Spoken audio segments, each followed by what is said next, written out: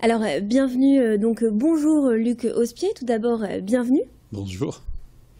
Donc vous êtes sur notre plateau aujourd'hui pour nous présenter le livre « Oh, quelle ville !», un livre qui nous dit tout sur la ville de Roubaix.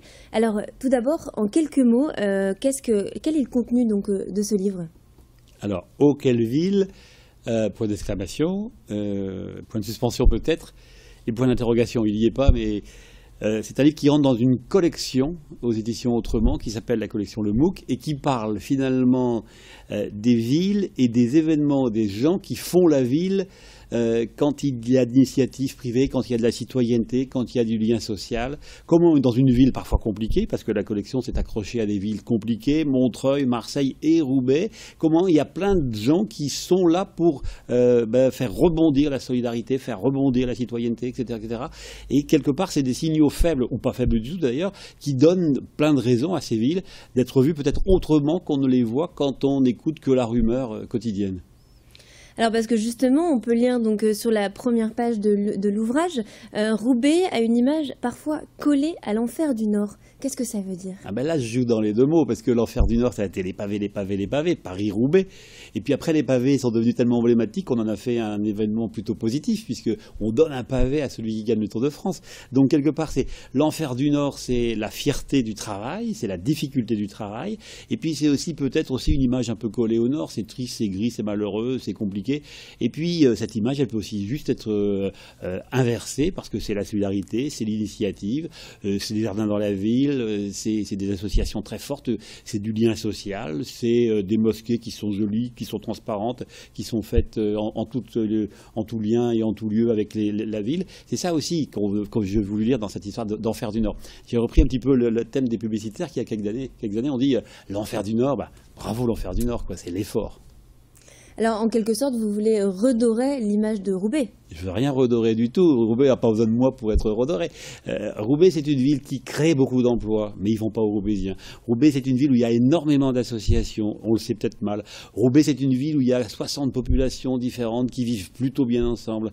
Mais c'est une ville aussi où il y a beaucoup de pauvreté. Alors, les difficultés sociales, les difficultés de pauvreté d'une partie de la population font que c'est une ville qui, quand elle avance très très vite, eh bien souvent, elle est ralentie par ces gens qui ont peu accès à l'emploi, qui ont peu accès au logement social, mais qui sont obligés d'être soumis à des bailleurs, à des marchands de sommeil, etc. Et ce fait divers, ou bien cet événement, cette remarque, ces présupposés, bousculent toute une ville très riche, où il y a des embouteillages à l'entrée de la ville. OVH, le premier hébergeur, est à Roubaix. La Redoute va sans doute rebondir parfaitement autour du e-commerce. La capitale du e-commerce devrait devenir le projet Blanche-Maille. C'est à Roubaix qu'il y a plein d'initiatives qui sont souvent récupérées par d'autres parce que peut-être qu'il n'y a pas assez d'énergie, peut-être pas assez d'argent, peut-être que ce n'est pas les bonnes personnes toujours. Et si les 1% logements ont été inventés à Roubaix, Euratechnologie est né au WTC, World Trade Center de Roubaix. Roubaix n'a pas su garder son beau bébé, c'est parti Euratechnologie, mais c'est l'intuition quelque part de Roubaisien.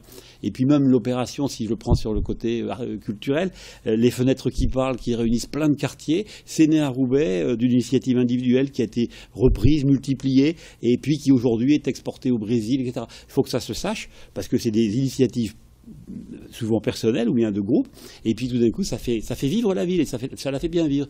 Donc je n'invente rien, je ne regarde pas la bouteille à moitié pleine ou la bouteille à moitié, je regarde la ville comme elle est, avec le côté, il y a des acteurs qui font qu'on peut vivre très bien ensemble dans la ville. D'accord. Alors dans le livre, on trouve donc de nombreuses photos. Quelle est justement l'importance de la photographie dans cet ouvrage ? Il faut que ce soit beau. Je ne sais pas si vous l'avez trouvé beau.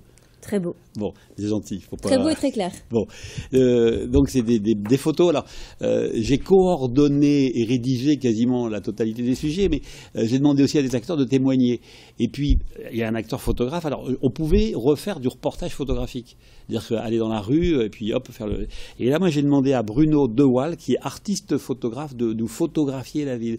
C'est-à-dire que il est pas... son objet, c'est pas de photographier des portraits. Quand il fait quelques portraits, les rares portraits sont plutôt beaux. le danseur Brahim Bouchelaghem que Caroline Carlson accompagne, vous le voyez dans un mouvement brusque, en train de, il est habillé comme dans la ville devant un panneau. On a des photos, la fresque par exemple qui raconte toute l'histoire industrielle de Roubaix en fronton de la mairie. Elle a été photographiée par Bruno de Waal quand il y avait des travaux. Il est monté là à je ne sais combien de mètres de hauteur. Elle est photographiée comme elle ne l'est jamais parce qu'elle est manque de chance, mal située au niveau par rapport à l'éclairage. Et puis ils sont toujours pris du haut de l'ancien hôtel de France. Il y a toujours un angle mort. Bruno est allé en frontalité et il nous donne une vision de cette fresque qui raconte un Roubaix, le Roubaix de l'opulence, magnifique. Il y a peu de gens, il y a juste un petit décalage. Et si vous avez trouvé que les photos sont belles, je suis content parce que c'est un beau boulot. Voilà, écoutez, merci beaucoup Luc Auspier. Donc si vous voulez tout savoir sur la ville de Roubaix, achetez donc Oh, quelle ville. Voilà, donc c'est un livre très bien illustré et très clair. Surtout. Aux éditions Autrement. Aux éditions Autrement, voilà.